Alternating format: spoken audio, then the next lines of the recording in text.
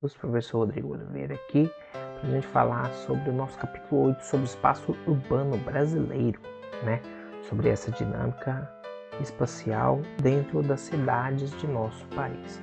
Então, peguem o livro de vocês e a partir da página 56 vamos falar um pouquinho sobre essa relação entre urbanização e população. No Brasil, hoje temos cerca de 84% da população vivendo em áreas urbanas. Isso se deve bastante ao processo de industrialização do país, que principalmente a partir de 1930 fez com que as cidades crescessem cada vez mais, né?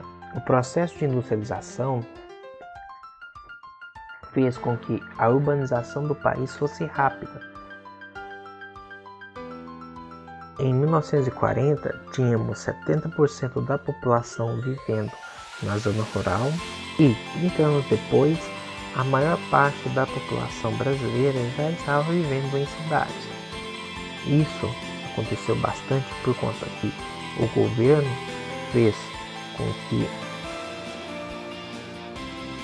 a economia se modernizasse, fazendo com que a industrialização de cidades acontecessem e transformassem o espaço econômico brasileiro de espaço rural para um espaço urbano industrial.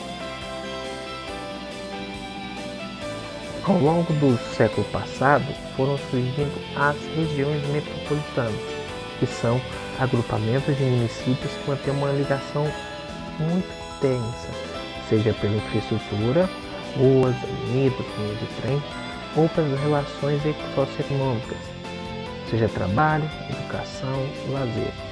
Esse processo aconteceu bastante fortemente a partir dos anos 1970, quando o número de regiões metropolitanas do Brasil começou a crescer.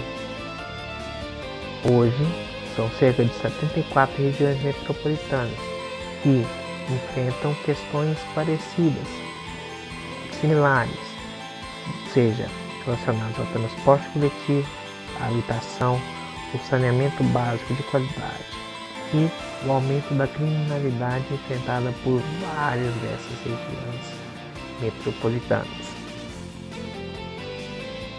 Podemos falar também sobre hierarquia urbana, onde algumas cidades possuem influência sobre as demais, seja por conta de serem centros de circulação de pessoas, mercadorias, serviços e informações. Algumas cidades se caracterizam por possuir uma importância muito grande em relação às outras. Essas são chamadas de polos urbanos. No Brasil, nós temos no alto da hierarquia nacional das cidades as metrópoles, cidades com grande população que exercem forte papel político e socioeconômico, seja nacionalmente ou regionalmente, pois concentram universidades, centros de pesquisa e órgãos públicos dos governos. De acordo com o IBGE, nós podemos observar a seguinte hierarquia nacional urbana.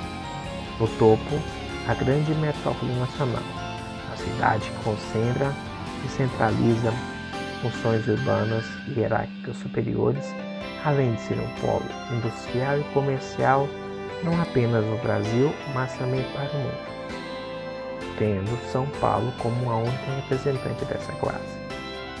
Metrópoles nacionais são cidades que possuem importância econômica muito grande, além de uma influência política em todo o território, como por exemplo São Paulo e Brasília, além do Rio de Janeiro.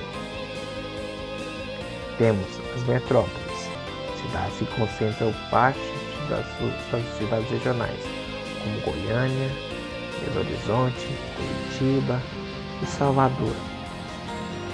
Temos centros regionais, cidades que têm importância muito grande regionalmente, como é o caso de Cuiabá, Rio Branco e Aracaju.